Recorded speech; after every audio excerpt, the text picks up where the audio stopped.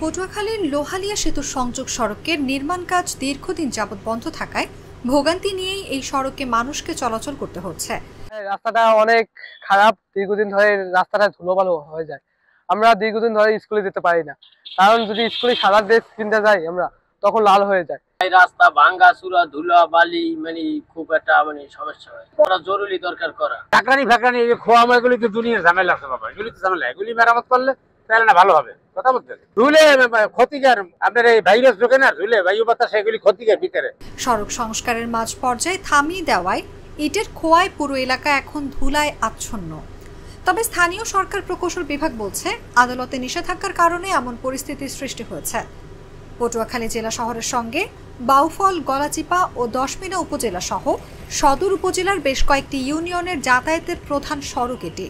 এই রাস্তার কারণে ধুল বালি, তারপর যার পথে যে ড্রাইভার তার সমস্যার সামনে দিয়ে একটা গাড়ি দিলে ধুলগুলা উড়ে যায়, তার জন্য আর কি গাড়ি চালানোর সমস্যা অনেক।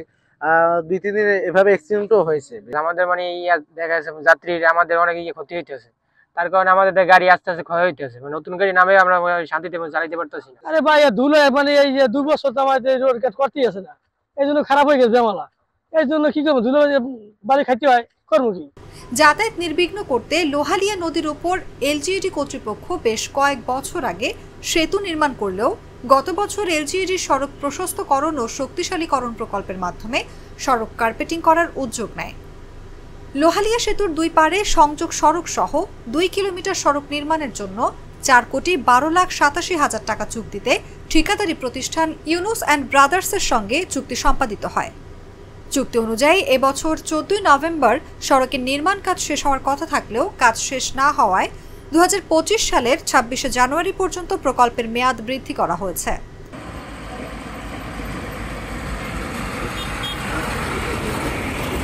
তবে দীর্ঘদিন যাবৎ সড়কের নির্মাণ কাজ বন্ধ রাখায় সড়ক নির্মাণের ইটের খোয়া গুঁড়া হয়ে ধুলায় ভোগান্তির সৃষ্টি হয়েছে।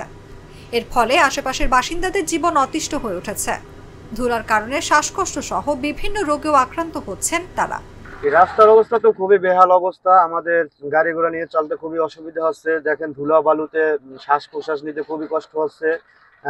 এই রাস্তা থেকে চলাফেরার উপযোগী না, এই ধুলা বালুতে খুবই সমস্যা হচ্ছে।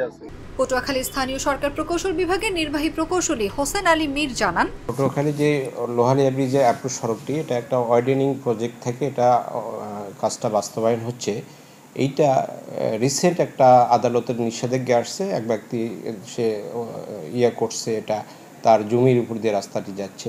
প্রকৃতপক্ষে রাস্তাটা কাঁচা রাস্তা ছিল, ওয়াইডেনিং অংশ, সেই জায়গাতে আমরা বক্স কাটে করছি। এটা আমরা নতুন করে কোনো রাস্তা বাঁধে কাজ করতেছি না, এটা আগে এক্সিস্টিং রাস্তা ছিল সেটাতেই করতেছি। তো এই আদালতের নিষেধাজ্ঞা থাকার কারণে আমরা আপাতত এটা বন্ধ রাখছি। এটা উঠে গেলেই, নিষেধাজ্ঞা উঠে গেলে আমরা এটা আবার কাজ শুরু করব ইনশাল্লাহ।